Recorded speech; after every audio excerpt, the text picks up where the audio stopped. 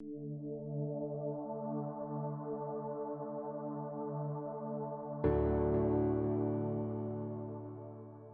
the garden, when that knowledge came in, that there's two different versions of reality, when that knowledge came in, there's some things that happen in the heart immediately. One thing that happened was that they felt naked, exposed, and ashamed. This word shame means exposed, vulnerable, unacceptable. Now God had them be naked and they knew nothing about exposed, vulnerable, unacceptable. But as soon as this other version of reality comes in, then this terrible feeling, this terrible word shame comes in. And then they began to be afraid and they hid. So here's the next big emotion. Fear can immobilize you. Fear makes you run away, not toward. Do you understand that? Fear makes you run away, not toward. And then the third thing that happened, when the Lord pursued him and said, I understand you feel shame. I understand you're running away, not toward. I understand it. What happened? They went into the third weapon that the enemy uses, which is offense and division. Offense. That means pull my heart back. This is the same word, judgment. Somehow in Christianity, we lost sight of what actually judgment means. I don't judge, I don't gossip, but in fact, anytime your heart pulls back, you are.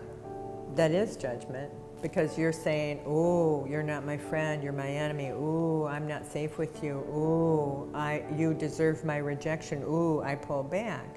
So in fact, we are in that behavior judgment more than we know. And another tip that you can have for your own personal use is if you put too many words on it, probably you're in judgment. It is the woman that you gave me. That's the reason. She's wrong, and by the way, you're wrong. You gave her to me. It's not my problem. Too many words means that we're probably in judgment. If we can name an emotion is a word, then we're very much closer to home and way more transparent. Oh, what happened was I got deceived. What happened was I disobeyed. What happened was I had these terrible feelings. What happened was I ran away. Fine. All he needs is transparency, and shame gets defeated with love. Well, we all have shame because he's been playing it since the very beginning. Shame comes two ways. When unfortunate things happen to me and the enemy says, do you know what this means about your value? Do you know what this means about life's promises? Do you know what this actually means about the God who made you? And then our value and our hope and our happiness begins to go down. The other way that shame comes is when I agree with the voice. Yes, you're right. I am flawed. I am not lovable. I am not worthy. So we have two choices. If I'm going to believe this data coming at me, or check with God, or if I'm going to believe what my own opinion is, or check with God. We have two choices. But in fact, shame will be there. Shame is his most insidious weapon, his most pervasive weapon. Why is he so aggressive at stealing our value? Why is he so ruthless at trying to implant this other truth, this other reality? Because he knows God loves us desperately.